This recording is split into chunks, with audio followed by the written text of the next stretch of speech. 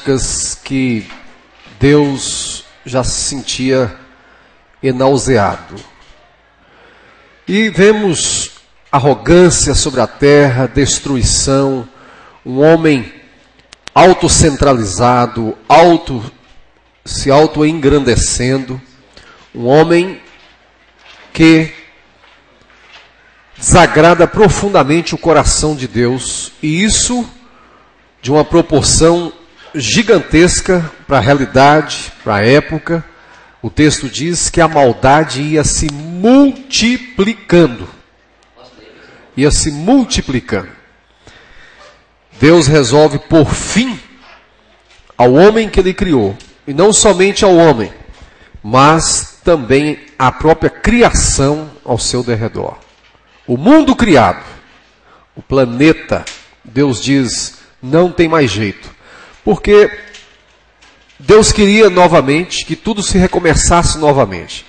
Se ele deixasse, e a partir do homem já criado, ter essa nova criação, nós sabemos que toda geração, a próxima geração, ela é influenciada pela geração anterior, correto? Estão pegando meu raciocínio? A geração que vem, ela é influenciada pela geração que está antes dela. Então, a nossa geração, nós acabamos reproduzindo muitas coisas que a geração passada nos deixou.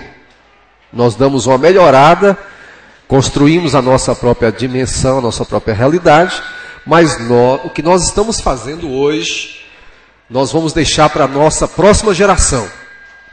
Isso até é princípio bíblico, para que a próxima geração conheça o Senhor, etc, etc.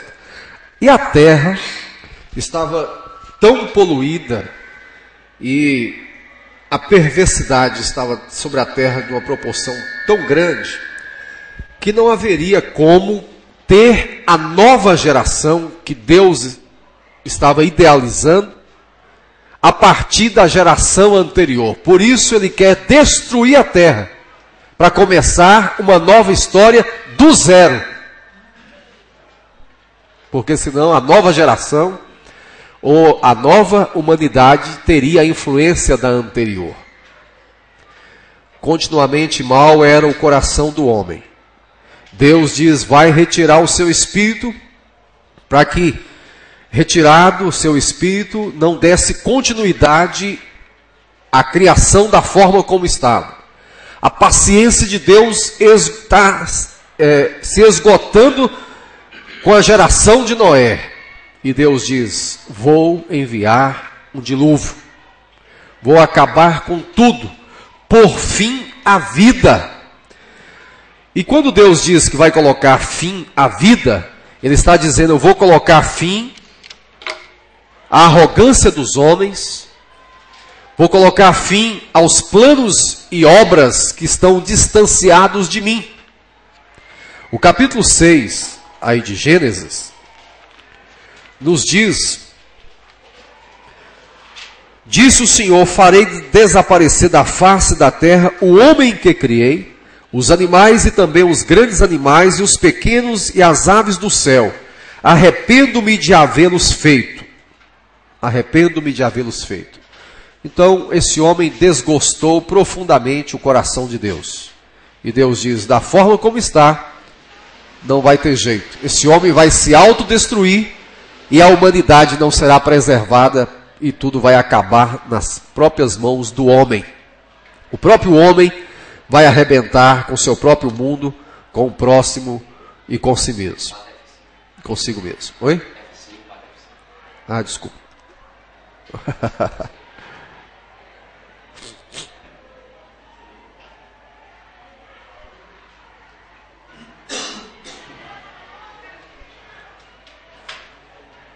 Mas, no meio dessa realidade, eu leio aqui na Bíblia, Gênesis 6, 8 e 9, diz assim, Deus vê a corrupção da humanidade, vai destruir a terra, vai fazer desaparecer da face da terra o homem que ele criou e todo ser vivente.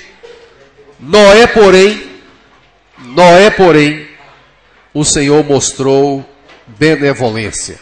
A Noé, porém, o Senhor mostrou benevolência. Na outra tradução, como é que está escrito aí o versículo 8 do capítulo 6 de Gênesis? Noé, porém, achou graças aos olhos do Senhor. Isso, achou graça. Não que ele era cheio de graça. Na Bíblia não tem ninguém cheio de graça. Nem a Maria, que vivem dizendo que ela era cheia de graça. O texto do anjo, quando chegou para Maria, em Lucas capítulo 1, diz: alegra-te muito, favorecida. Você recebeu favor. Você não é cheia de graça. A Noé achou graça. Não que ele era cheio de graça. Deus lhe deu a graça. Deus lhe deu a graça. No meio, então, desse caos social, da desintegração da humanidade, temos um homem que anda com Deus. Temos um homem que anda com Deus. Eu vou repetir isso, porque nós vamos falar da família de Noé, mas eu quero enfatizar que foi Noé que achou graça diante de Deus. Foi Noé, o homem justo diante de Deus. Noé que conhecia Deus, e não sua família. Noé não se salvou a si mesmo. Deus mandou que Noé fizesse uma arca. A arca não é meio de salvação. Não é tipo da salvação de Cristo a arca, não. A arca é um instrumento como a cruz foi para Cristo. A arca é meio de Deus dar continuidade ao seu plano e trazer quem? O descendente. Porque Deus, que disse em Gênesis 3,15, que viria o descendente, Deus vai trazer esse descendente. Quando Deus fala, Ele cumpre. Amém? Quando Deus fala, Ele cumpre. Então, matou Caim, não tem problema. Vai trazendo problemas aí com Lameque, mas Deus vai fazer cumprir a sua palavra. E aí, então, Noé, dentro dessa perspectiva, desse caos social, da desintegração social, Noé é preservado, foi salvo da maldição.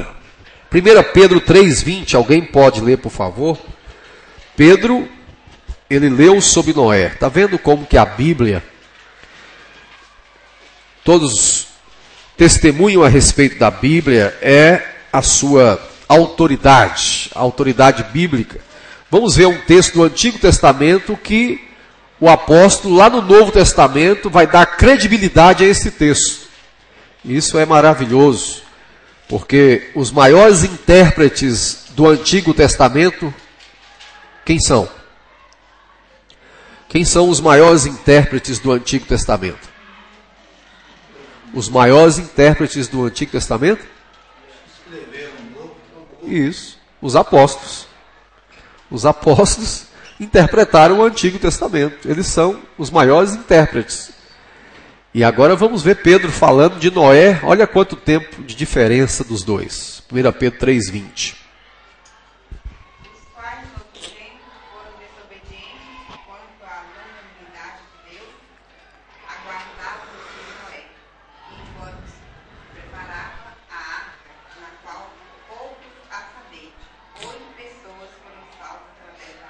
Isso. Os 3 filhos de Noé, a sua esposa e as 3 noras. E Noé.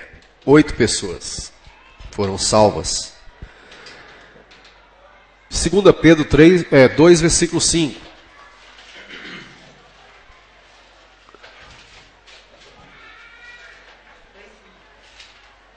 Segunda Pedro 2,5. Pode ler. Não perdoou ao mundo antigo, mas guardou a Noé, pregoeiro da justiça, com mais 7 pessoas, ao trazer o dilúvio sobre o mundo dos ímpios. Isso. Noé é pregoeiro da justiça. Por quantos anos Noé pregou para que o povo se arrependesse? 120 anos. Mais ou menos isso aí que durou para poder fazer a arca, né?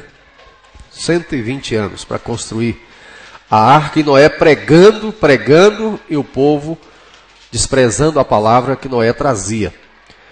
E aí Noé continuou. Os dois textos que lemos a respeito de Noé fala dele e depois, por tabela, a sua família. Mas o fato é que quem andava nesse caos social com Deus era Noé. Eu pergunto a vocês, hoje nós vivemos numa sociedade autodestruidora, sim ou não? Vivemos numa sociedade autoengrandecedora? Vivemos numa sociedade distante de Deus? Vivemos num caos social? Vivemos na desintegração da família? Vivemos de um homem cada vez mais sabedor e conhecedor da ciência e do conhecimento mais distante de Deus? Vivemos em tempos onde o homem abandonou, virou as costas para Deus? Sim? Agora eu pergunto, é possível nos dias de hoje ter homens e mulheres que andam com Deus no meio desse caos social? Sim? Sim. Amém? Noé andava no caminho da obediência. Noé andava no caminho de Deus. Noé é marido, é pai, é cidadão. Noé andava com Deus. Quando Noé nasceu, o pai dele lançou uma profecia sobre ele, e a profecia cumpriu, né? Exatamente. Ele ia aliviar das tensões. 29. É. Leia. 5:28. Viveu Lameque 182 anos e gerou um filho, a quem chamou Noé, dizendo: Este nos consolará acerca de nossas obras e do trabalho de nossas mãos, por causa da terra que o Senhor amaldiçoou. Esse nos consolará. É uma consolação. Exatamente. Uhum. E esse homem andava tanto com Deus em obediência, no meio dessa realidade social desfavorável, que em Ezequiel 14, versículo 14 a 20, Deus diz que até mesmo se Noé viesse clamar a ele, para poder voltar atrás no que ele falou que faria, ele não iria fazê-lo. Veja que o próprio Deus toma Noé como exemplo de homem fiel, obediente, como Jó. É citado no capítulo 14 de Ezequiel pelo próprio Deus. Noé é pai, Noé é marido, Noé é cidadão, Noé é homem de Deus, que anda no meio desse caos social, no meio dessa sociedade contrária, e Deus diz que vai poupar Noé e a sua família, porque onde tem um justo, Deus ouve a sua oração. Deus abençoa a casa onde tem pelo menos um justo. Tiago diz isso, não é? Muito pode por sua eficácia a oração do justo. Mas Noé, quando Deus então diz para ele e a sua família entrar na arca, através da ação de Noé de andar com Deus, toda a sua família foi poupada, mas não só por causa disso que eu falei com vocês, mas por causa também da solidariedade da família. O que é isso? Quando nós olhamos dentro da Bíblia como um todo, isso vai chegar no Novo Testamento também, você vai ver que Deus sempre vai pegar o cabeça, e através do cabeça haverá representatividade da família, do clã e de todos os seus, certo? De maneira que até mesmo a tribo, ela é representada pelo cabeça. Aquilo que o cabeça fizer, os demais também seguirão, por solidariedade. É por isso que Josué, quando chega no momento crítico da história, em que o povo está deixando Deus, deixando o Senhor, Josué disse assim: se vocês quiserem ir atrás de outros deuses, podem ir. Porém, eu e a minha casa serviremos ao Senhor. Ele falou pela família. Ele não perguntou à esposa, ele não perguntou aos filhos se iriam fazer o que ele estava dizendo. mas ele e a sua casa, ele toma a responsabilidade, né? É o senso da responsabilidade. Começa comigo. A verdadeira mudança começa comigo. Se eu quero a mudança no coração do outro, que comece essa mudança comigo. Eu e a minha casa. Eu é senso de responsabilidade. Minha casa, senso de mordomia. Serviremos é senso de serviço ao Senhor, pertencer ao Deus Criador dos céus e da terra. Então, ele chama a responsabilidade. Você vai ver que vai perpassar toda a Bíblia, né? O rei de Nínive, quando se converteu com a pregação de Jonas, toda a nação também foi convertida, diz a Bíblia. Vamos chegar no Novo Testamento. O carcereiro pega a sua lança, pega a espada e quer tirar a sua própria vida, porque o soldado, quando deixasse fugir o detento, ele teria que pagar com a sua própria vida naqueles dias. E aí, Paulo e Silas, à meia-noite, está louvando ao Senhor, o terremoto acontece. Lembram do texto? Lembram do texto, né? Aí então ele vai para suicidar, ele pegou a lança e ia suicidar o carcereiro. Aí Paulo diz: para, não faça isso contra a sua própria vida, é loucura, suicídio é loucura. E aí ele então entra precipitadamente, vai lá dentro e conversa com Paulo e pergunta: o que eu devo fazer? Paulo responde o quê? Crê no Senhor Jesus e serás salvo tu e a tua casa. Essa promessa foi para o carcereiro, ele creu, e diz a Bíblia que mais de meia-noite, presumo eu, porque quase meia-noite estavam louvando ao Senhor, tem um terremoto, e aí conversa, e o desfecho da história é Paulo adentrando na casa dele, batizando mais de meia-noite o carcereiro e a sua família. Foi ou não foi? E eu acho que esse batismo foi por aspersão, não foi por imersão dentro de uma casa mais de meia-noite.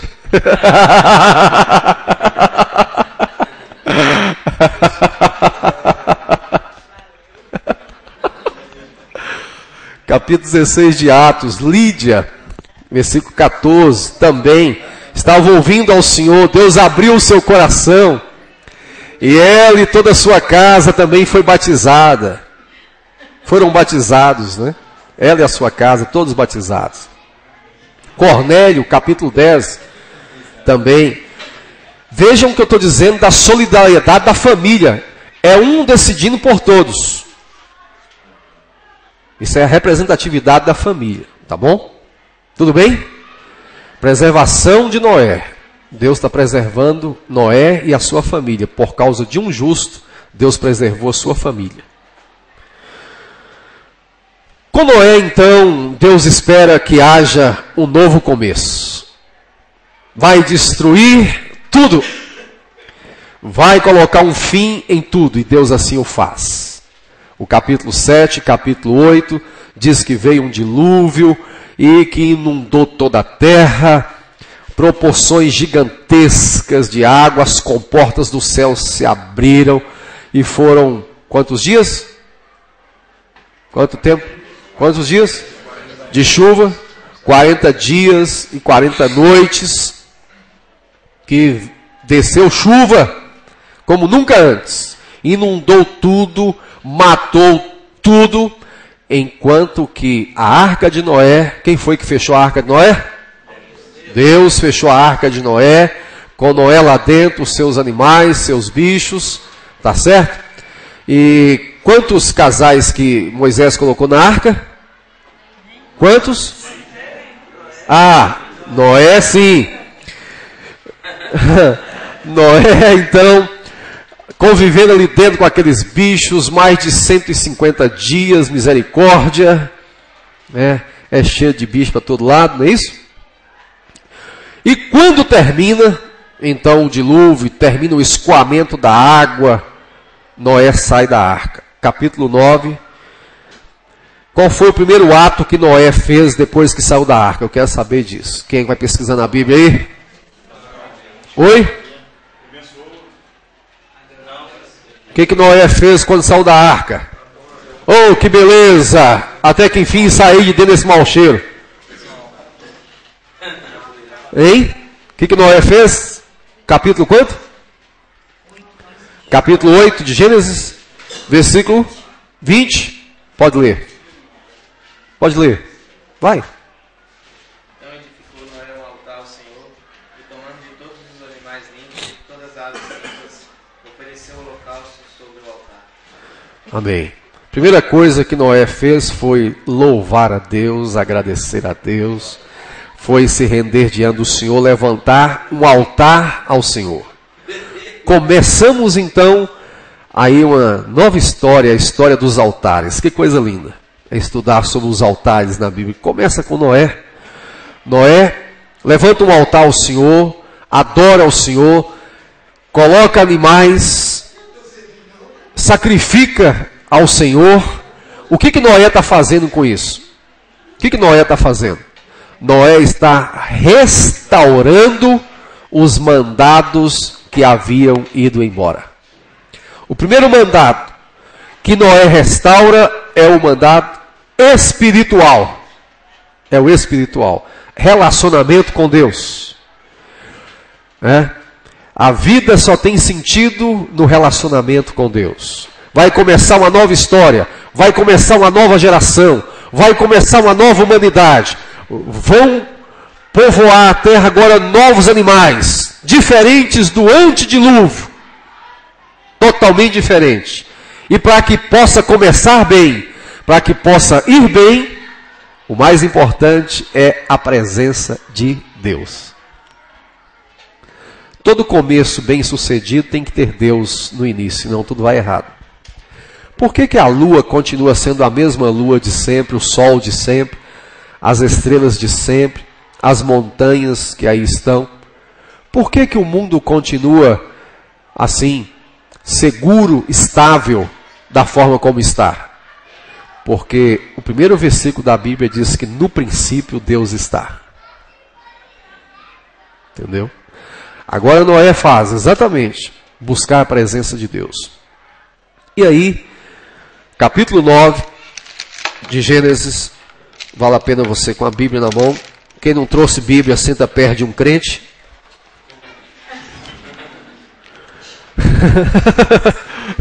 Estou brincando. Capítulo 9 de Gênesis. A minha versão aqui é NVI. E vou lendo aqui então. Capítulo 9 de Gênesis. Deus abençoou Noé e seus filhos, dizendo-lhes: sejam férteis, multipliquem e encham a terra. Que mandato é esse que Deus está recuperando? Mandato social. Social. Encham a terra. É a mesma promessa para Adão? Sim? Deus não havia dito isso para Adão? Só que agora é um novo começo. Se é nova humanidade, está restaurando o que foi falado com Adão. Multiplicai, sejam férteis. Deus abençoou Noé. Mais uma vez, o cabeça. A bênção sobre o cabeça. O que importa não é um carro novo na garagem. O que importa não é um apartamento de luxo. O que importa não é uma poupança bem rechonchuda. O que importa é a bênção de Deus. A bênção de Deus. Com a bênção de Deus, tudo isso que eu falei tem seu lugar. Deus abençoou. A primeira coisa que Deus faz é abençoar Noé e seus filhos. Por quê? Porque vai começar uma nova humanidade, uma nova etapa. Então precisam da bênção de Deus. Sejam férteis, multipliquem e encham a terra. Propósito de Deus, que enchessem a terra. Vejam só. Todos os animais da terra tremerão de medo diante de vocês. Como é que está a tradução aí? A outra, versículo 2. Pavor e medo virão dos animais. Deus está restaurando o princípio do mandato social, real, social, onde, mais uma vez, restaura a autoridade do homem sobre os animais. Se Deus não tivesse colocado medo nos animais, para conosco, nós seríamos presas fáceis dos animais. Você estaria andando aí na rua, né, e poderia vir um abutre sobre a sua cabeça e já querer logo um bife logo, né? E hoje nós temos pessoas que domam até leão, elefante. Por que eles são domesticados, são domados? Porque há um pavor dos animais para com o homem. Quem foi que colocou esse princípio de respeito dos animais com o homem? Deus. Para que os animais pudessem estar nos respeitando, porque senão não daria nem para viver. Sabe por quê? Porque o pecado adentrou.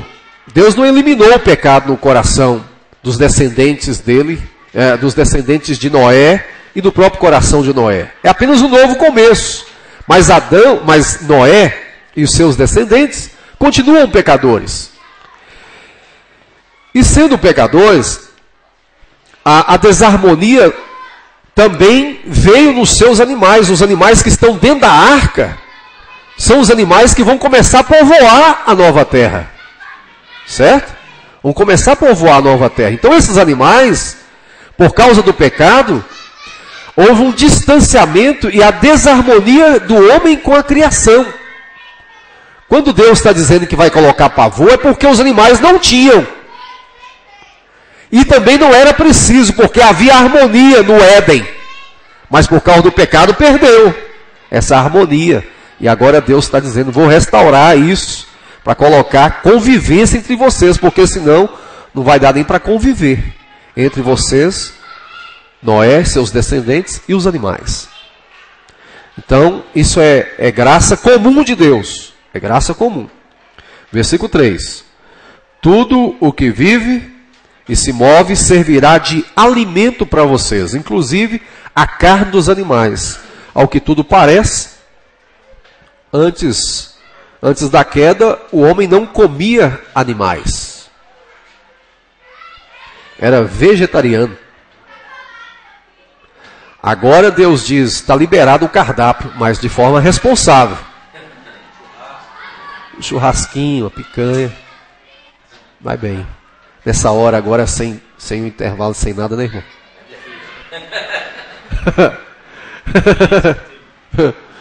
Então, comer a carne dos animais de forma responsável. Tudo que vive e se move servirá de alimento. Tudo. Carne de porco também, pastor? Carne de porco, tudo. Tem adventista aqui. Deixa. Assim como lhes dei os vegetais, agora lhes dou todas as coisas. Ok? Versículo de número 4. Mas não comam carne com sangue, é a preservação da vida e tal. Versículo 6. Quem derramar sangue do homem, pelo homem seu sangue será derramado. É o princípio da proteção da vida. Né?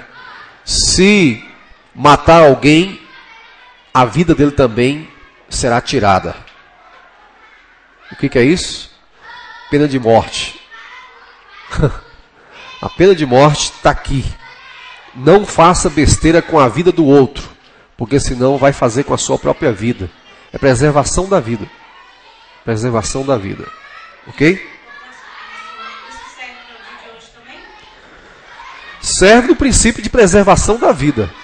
A vida humana, ninguém pode ir tirar a vida da pessoa assim, né?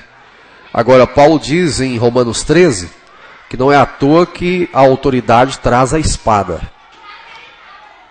A espada ali, me parece, que é um instrumento de alguém que está habilitado para executar em nome de Deus, representante legal do Senhor, uma autoridade instituída, porque não existe nenhuma autoridade que não seja dada pelo Senhor. Essa autoridade representando Deus, o Estado, parece-me, nesse Paulo está dizendo que ela tem autoridade para poder até mesmo tirar a vida do outro, dentro de um preceito estabelecido. O mandamento de Deus, o 7º mandamento, não matarás, é melhor traduzido, não assassinarás. não fazer violência com a própria mão, deixa que alguém instituído faça.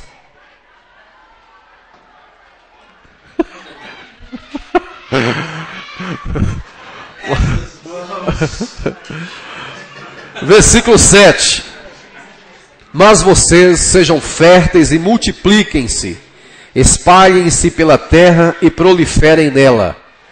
Versículo 7 também é o mandato que Deus está restaurando, está dizendo que deve haver uma paternidade responsável, criação de filhos com responsabilidade, geração de filhos com responsabilidade. Como é que está escrito no versículo 7 aí de vocês aí, a Bíblia? Na versão aí, como é que é? 9:7.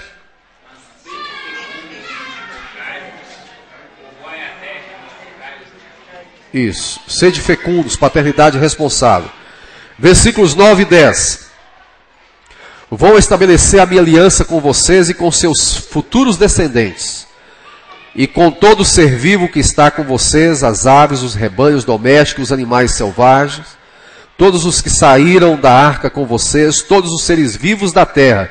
Estabeleço uma aliança com vocês. Nunca mais será ceifada nenhuma forma de vida pelas águas de um dilúvio, nunca mais haverá dilúvio para destruir a terra.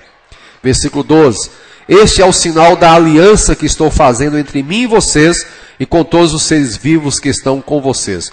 Percebam que Deus restaura o mandato cultural, o espiritual, o social.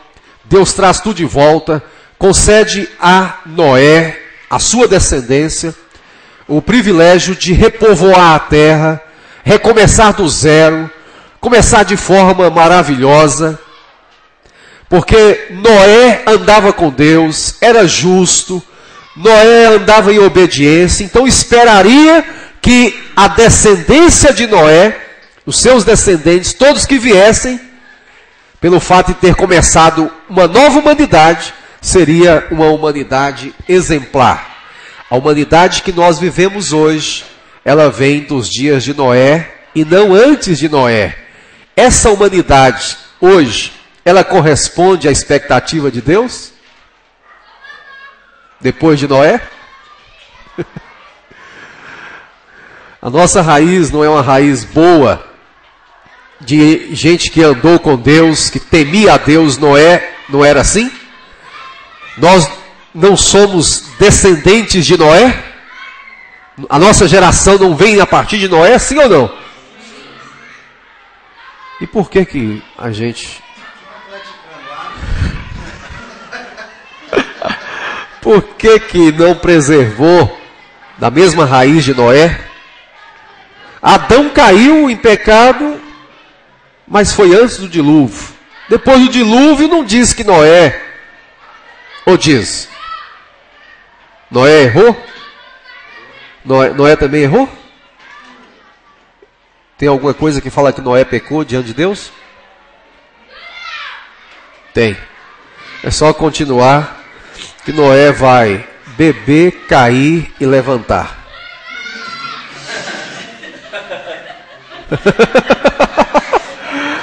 Noé cultivou uma vinha. Noé encheu a cara.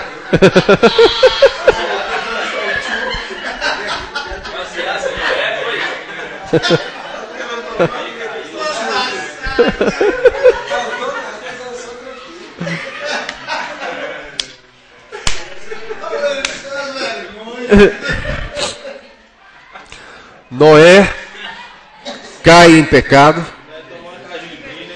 mas Deus colocou um sinal, o sinal da aliança. Essa aliança representa um mandato espiritual? Sim. O compromisso de Deus com o homem. Ok, isso. Deus colocou no céu o sinal do quê? Arco. Onde é que está escrito que é arco-íris? Está escrito arco.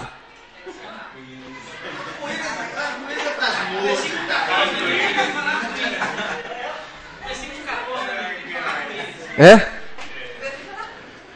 Algumas traduções ainda colocam, mas na verdade Deus colocou o seu arco, né? O arco da aliança, é sinal da aliança. Porque Íris é o nome de uma deusa da mitologia grega. Então, fica meio complicado, né? A gente falar arco-íris. Mas Deus colocou o arco.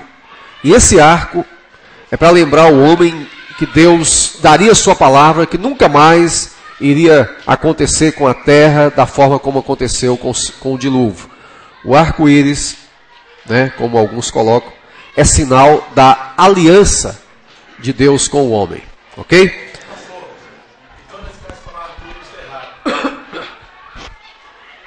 Complicado, né? É, só falar arco-íris. A Bíblia coloca, Deus colocou o arco.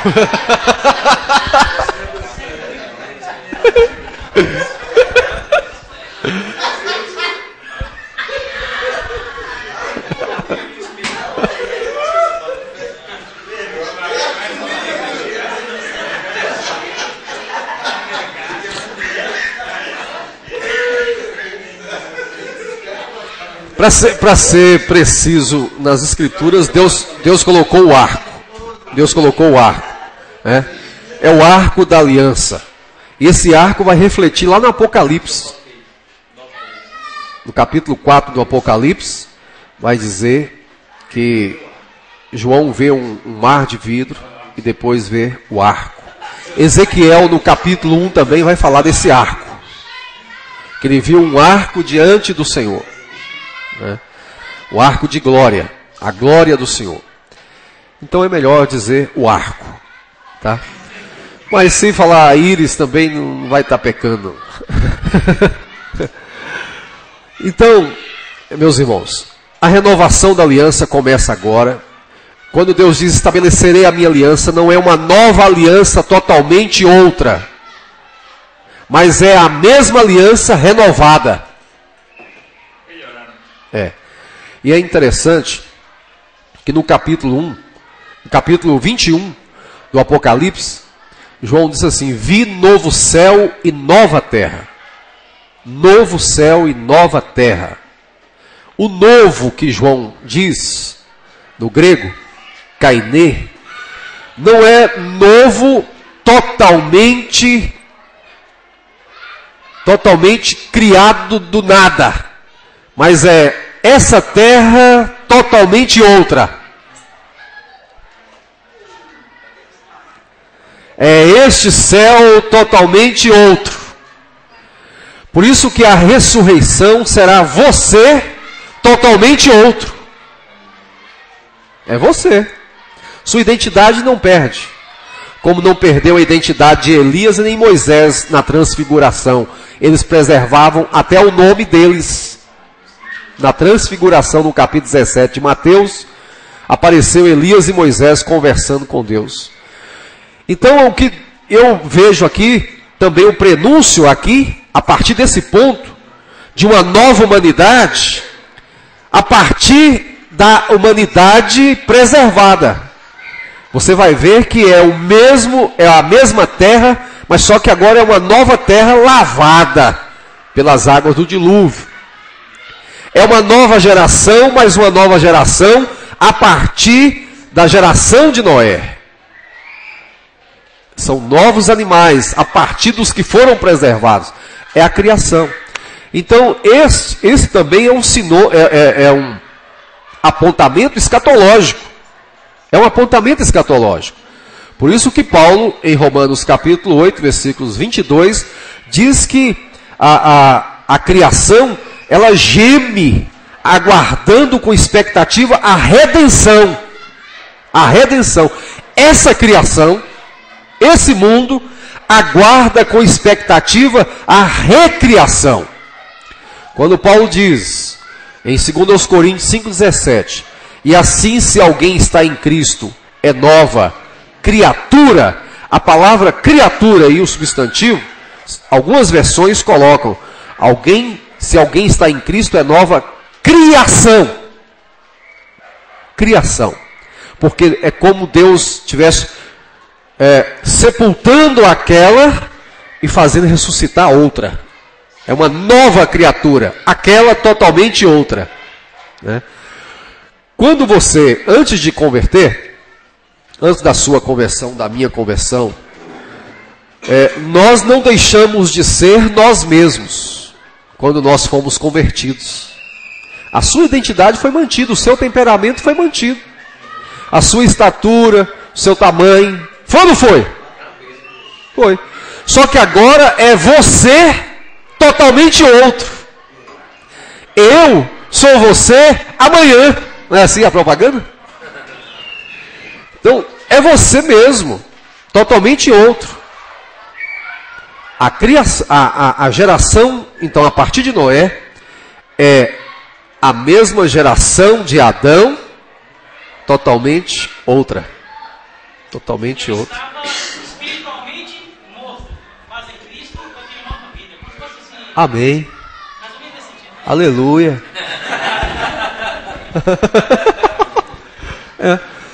Interessante você colocar isso aí, porque o capítulo 6 de Romanos, Paulo diz que houve um sepultamento do nosso ser anterior e ressuscitou um novo ser em Cristo. Então o velho homem foi sepultado e ressuscitou outro, ressurgiu outro, né? Cristo levou sobre si, quando ele morreu e foi sepultado, né? É como se estivesse sepultando a nossa velha natureza, o nosso velho homem. E quando ele ressuscitou, ressuscitou o novo homem.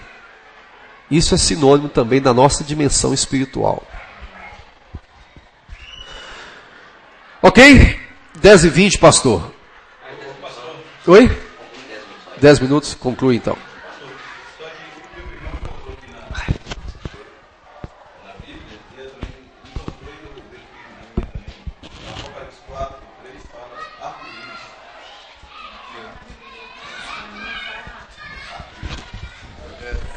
Algumas versões.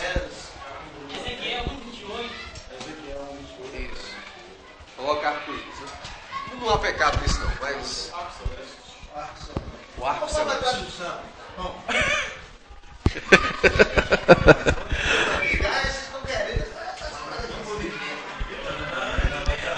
Bom. Tá, Noé então é o iniciador dessa nova aliança, a aliança do recomeço, tá? Essa aliança do recomeço recomeça com Noé. A gente poderia falar muita coisa de Noé nesse princípio, mas para não cansar vocês, Abraão. Vou introduzir hoje, e pastor Eugênio quer que eu volte aqui para falar sobre esse assunto ainda, pastor.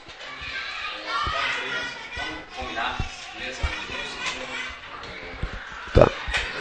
É porque eu preciso chegar em Jesus.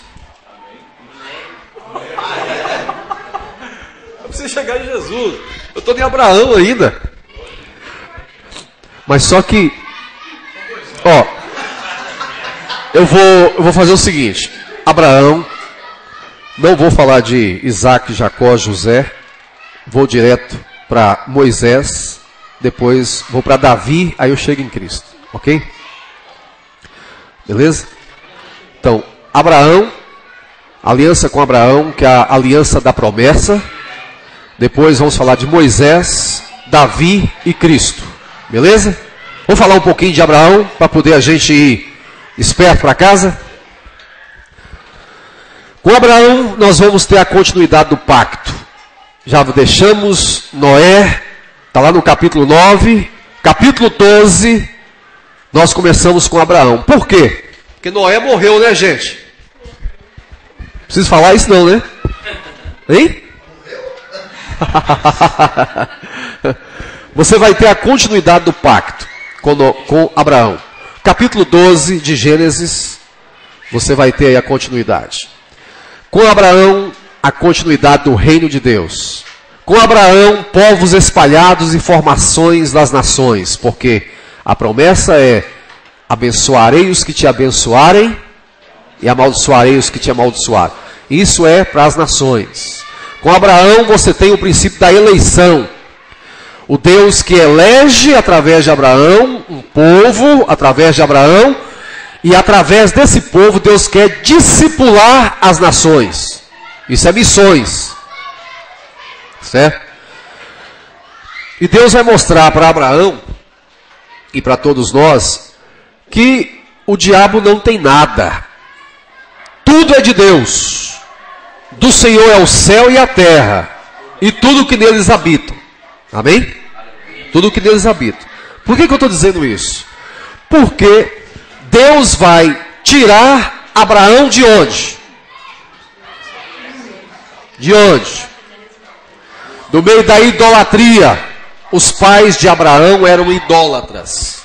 Capítulo 24 de Josué.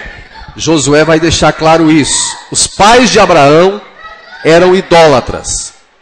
Os pais de Abraão viviam na Mesopotâmia. Meso, meio. Potamos, rio. Entre rios, Tigre e Eufrates. Não é isso? Os pais de Abraão viviam lá em Ur dos Caldeus, Caldeia, Babilônia, onde Deus depois vai enviar o seu povo para o cativeiro. Mas o capítulo 29 de Jeremias, quando o povo vai para o cativeiro, Jeremias escreve uma carta para os cativos dizendo: construam casas aí, tomem mulheres também e se casem aí. Vocês devem viver a vida social da Babilônia. Por quê? Porque a Babilônia também é de Deus. Deus também está lá. Lá. Nem que for para punir a Babilônia. Nada é do homem, nada é de Satanás. Por isso Jeremias diz: vocês também aí na Babilônia poderão viver a vida aí, refletindo os mandados de Deus. Deus está esperando isso. Deus quer testemunho deles lá, no meio do caos. Mas saibam que Deus também está aí. Buscar-me-eis e me achareis quando me buscar de todo o coração lá na Babilônia. Na Babilônia. De onde Deus tirou Abraão. De onde Deus tirou Abraão. Deus chamou Abraão quantas vezes?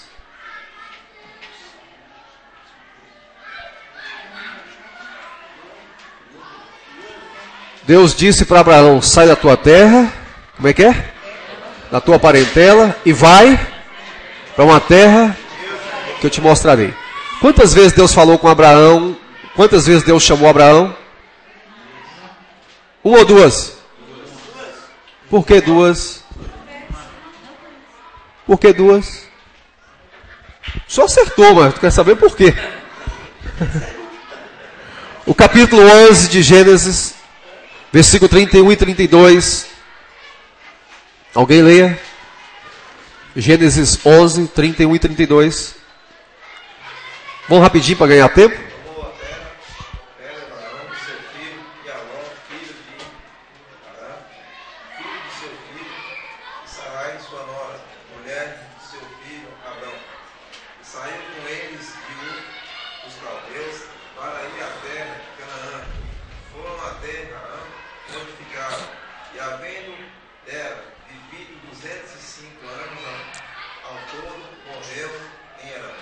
Então, em Harã, Deus havia chamado Abraão lá em Ur dos Caldeus.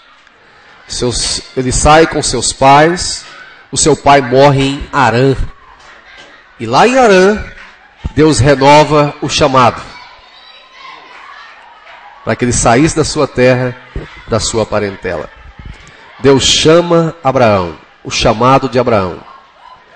No ministério existem muitos que são chamados pastores e poucos que são chamados a serem pastores. Deus chamou. O chamado de Deus é irrevogável. O chamado de Deus é soberano. O Kalel de Deus vem para os seus eleitos a quem Ele quer usar. O chamado de Abraão é específico. E Abraão recebe uma bênção.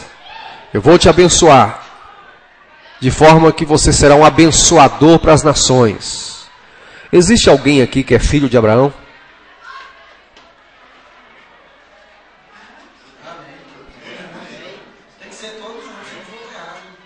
Tem que ser. Você é filho de Abraão como? De que forma? Espiritualmente.